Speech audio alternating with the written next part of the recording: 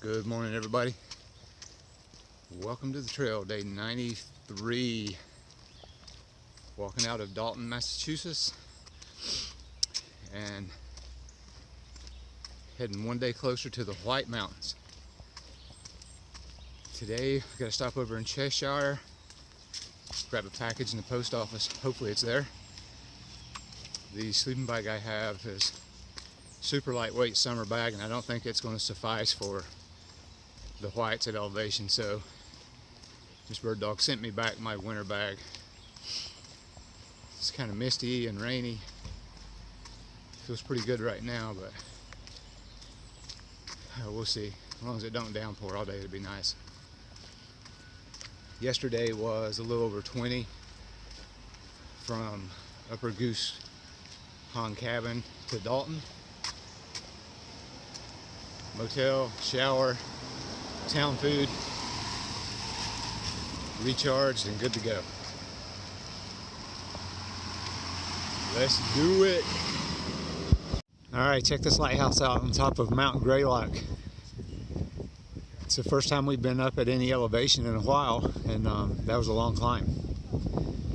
But we just crushed some lunch over in the lodge, and we're gonna head on down. We got about 9 miles to the campsite. Gump is ready to go. Kind of cool. Let's do it. Sorry about the wind, but man, that's another stellar view in Massachusetts. It's beautiful. All right, man, we're in camp, and I got to give a big shout out to Early Riser for his idea on these screw-in hooks to put your non-freestanding tent on these tent platforms. Instead of stakes, you just screw the hook in and attach your tent to it. And that works perfect. ER brother, you're the man. Muchas gracias. Good morning, everybody. It's day 94 on the AT. And it's Tuesday, June 26th. Tented on that platform last night. Yesterday was a 25-mile day over to this campsite. And in about 2 miles up the trail, we'll be out of Massachusetts and in Vermont. And that'll be 11 states down, 3 to go. But these 3 to go are the meat and potatoes of the whole trip. So it is about to get real. All right, let's get up the trail, make it happen, and get her done. All right. So here it is. The Massachusetts Vermont border and the start of the big 3. It's about to get real now for sure. 11 states down, 3 to go. And Katahdin is that way. Yeah! Alright, everybody, so I just missed out on probably the chance of a lifetime. Actually, to get it on film. I saw 2 bobcats, and in all the years I've been in the woods, I have never seen a bobcat, and there were 2 that ran across the trail right in front of me.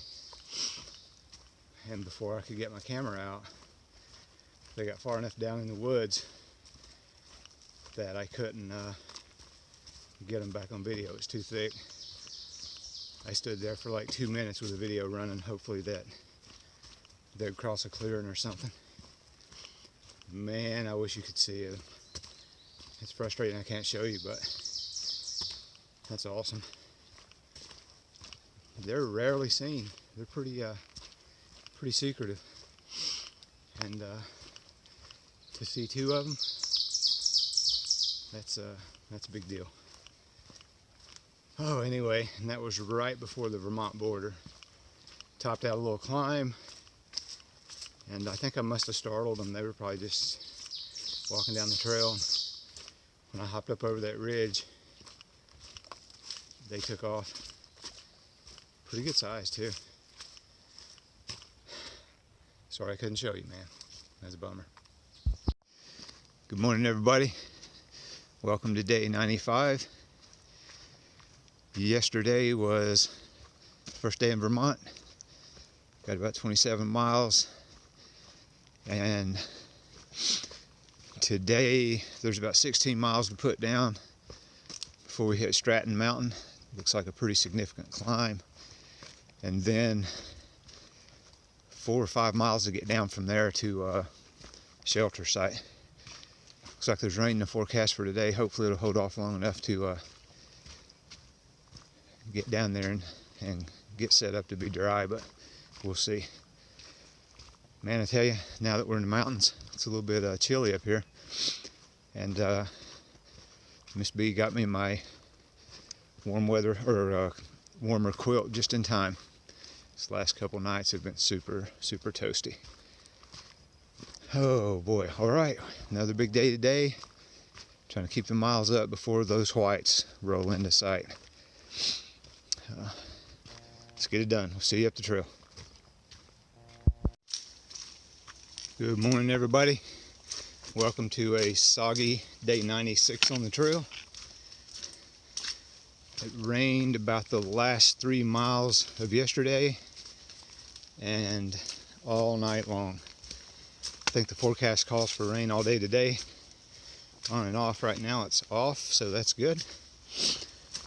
But had a little change of plans. Instead of pushing through to Rutland, I'm going to do a short 3-mile Nero into Manchester and stay at Green Mountain Hostel, get dried out, resupply, and decide whether to push on past Rutland to Hanover or still go into Rutland like our plan was.